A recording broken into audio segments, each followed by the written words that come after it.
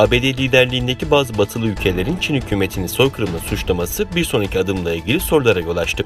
Pek çok kişi ve kuruluşun şu anda bu soykırıma karşı mücadelelerden birinin Pekin'de düzenlenecek olan 2022 kış olimpiyatlarını boykot etmek olduğunu düşündüğü biliniyor. 17 Mayıs'ta bazı Uygurlar, Tibetliler ve Moğollardan oluşan sivil toplum örgütleri uluslararası topluma Uygurları soykırım yoluyla yok etmeye çalışan bir rejimin olimpiyatlara ev sahipliği yapmaya uygun olmaması gerektiğini vurgulayan ortak bir bildiri yayınladı. Dünya Uygur Kongresi, Uygur Hareketi ve Uluslararası Tibet Hareketi gibi kuruluşların ortaklaşa imzaladığı açıklamada 2022 olimpiyatlarına katılmak Çin'in soykırımını desteklemekle eşdeğerdir ifadeleri kullanıldı. Açıklama yayınlandıktan sonra medyanın büyük ilgisini çekti. Açıklamanın yapılmasının ertesi günü 18 Mayıs'ta kuruluşlar konuyu görüşmek üzere bir basın toplantısı düzenledi. Toplantıda konuşan STK temsilcileri, Çin'in dünyanın gözü önünde soykırım yoluyla Uygurları yok etmeye ve dönüştürmeye çalıştığını, bunun olimpiyat ruhuna aykırı olduğunu vurguladı.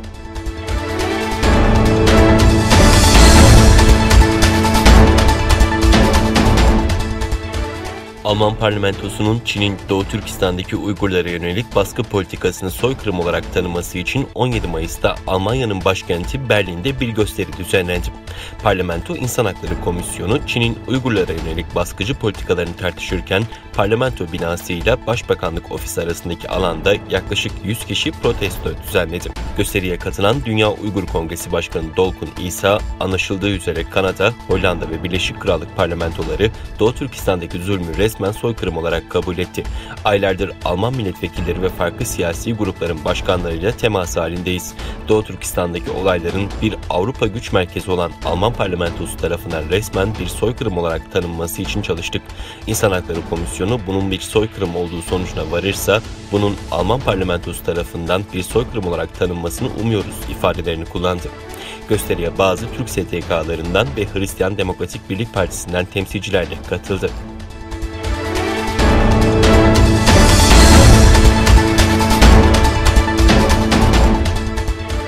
ABD merkezli teknoloji şirketi Apple'ın en büyük pazarlarından biri olan Çin'de varlığını kuvvetlendirmek için kullanıcıların verilerini Pekin hükümetiyle paylaştığı ve hükümeti rahatsız eden bazı uygulamaları da App Store'dan kaldırdığı ortaya çıktı. New York Times'ın özel haberinde Apple'ın bazı Çinli kullanıcıların verilerini Çin hükümetiyle paylaştığı ve Çin hükümetini rahatsız eden binlerce uygulamayı uygulama mağazasından kaldırdığı belirtildi.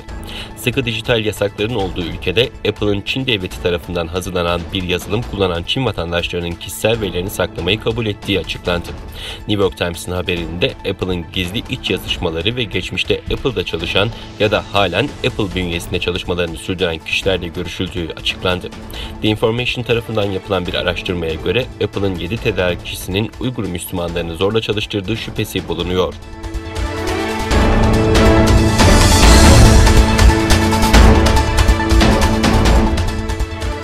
Çin'in Hong Kong Özel İdari Bölgesi'nin Tayvan'daki temsilcilik ofisinin faaliyetlerine ara verildi. Hong Kong Free Press'in haberine göre Hong Kong Anayasa ve Anakara İşleri Dairesi'nden yapılan açıklamada Tayvan'da bulunan Ekonomi, Ticaret ve Kültür Ofisi'nin faaliyetlerinin geçici olarak durdurulduğu belirtildi.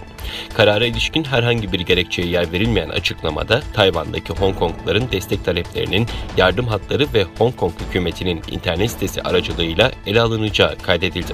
Hong Kong Anayasa ve Anakara İşleri Dairesi'nden bir yetkili de söz konusu kararın Tayvan'da yeni tip koronavirüs vakalarının artması nedeniyle alınmadığını söyledi. Hong Kong'da 2019'da demokrasi yanlısı protestoların başlamasının ve 2020'de ulusal güvenlik yasasının yürürlüğe girmesinin ardından Tayvan ve Hong Kong'un ilişkileri gerilmişti.